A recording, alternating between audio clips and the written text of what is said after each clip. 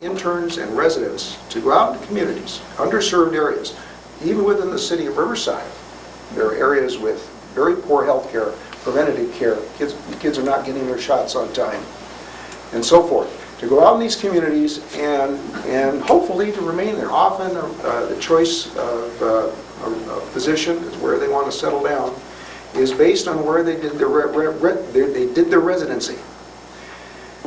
The county hospital itself is preparing for this as one of the prime teaching hospitals, and we just had the county hospital rated highest in patient satisfaction of any hospital in the whole region. And our director, Mr. Bagley, tells me that the system that I suggested here a couple of years ago for them to start measuring their performance internally, core measurements, which is outlined in these charts, has helped them raise their standard of care so that they could receive this very, very high rating. There's a lot more that we can and should do with healthcare. For instance, the county's ambulance services now are assigned the task of going out and picking up what we call 5150s, people who are mentally ill on the streets, often not just a danger to themselves, but a danger, often to police and other bystanders who engage them, unfortunately, without proper training. We're going out with ambulances now on a kind of a medical mission that is ill-suited to deal with people with severe mental problems who are on our streets daily and at night.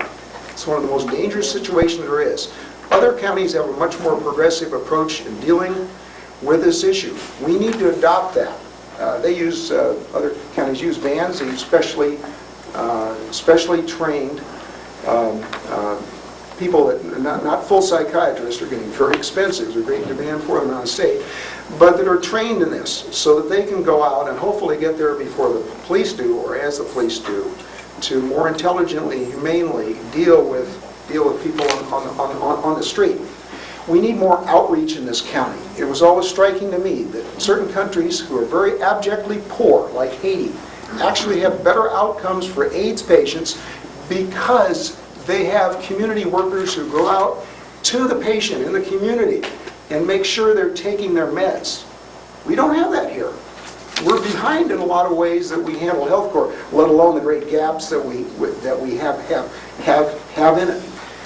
This is an area where there's bipartisan, across the board, widespread support for improvements here. And we need to coordinate those often with our schools and training facilities. One of the key problems here, you all know, we don't have enough nurses. It's a statewide, nationwide problem. We're trying to improve training, work with the community college. They don't get enough money for expensive nursing training. We're trying to pull ourselves up by the bootstraps, but we need a more systematic and determined approach. We don't have enough lab techs, for instance. We're offering higher paid lab techs at the county hospital. We're trying to encourage our own county workers to use our own HMO, called exclusive care, which is lower in cost, that uses the county hospital and our clinics as primary places to get urgent care or emergency care, so that we're all part of this system and we all experience it. I'm a member of urgent care, or of exclusive care, and I go to the county hospital or the clinics. Thank you. Thank you. That's the end of the questions which have been proposed by the League and ahead of time. So now we'll have questions from the floor, and I have quite a few. So you'll see how they act extemporaneously. They have to talk. They don't know what's coming, and we'll see how they act, how they talk on their feet. I have four questions about March Air Force Base and DHL. I'm going to read all four of them, and sort of, if you can include your answers, I appreciate that. Because we'll do the best we can to run all these subjects together on one at a time. Ruth? One of the questions is... Can you tell me? Yeah, we are. Well, this is a long question. Maybe you better give them... No, but I'm saying the candidates to respond. Yeah. I give them 3 minutes each one. Yeah. Ordinarily, we're given 2 minutes to answer these questions, but I'm really giving you 4 questions, and they're all sort of about the same thing, so you can have it. One of them is, what do you think about the idea of general aviation at March Air Force Base? What are the major differences between each other's platforms about DHL?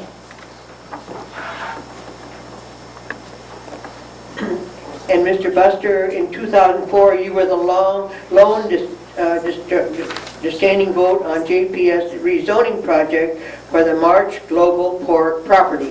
The reason you stated for your no vote was that you felt it was a bad deal. Can you give us some reasons that you believe the project was a bad deal?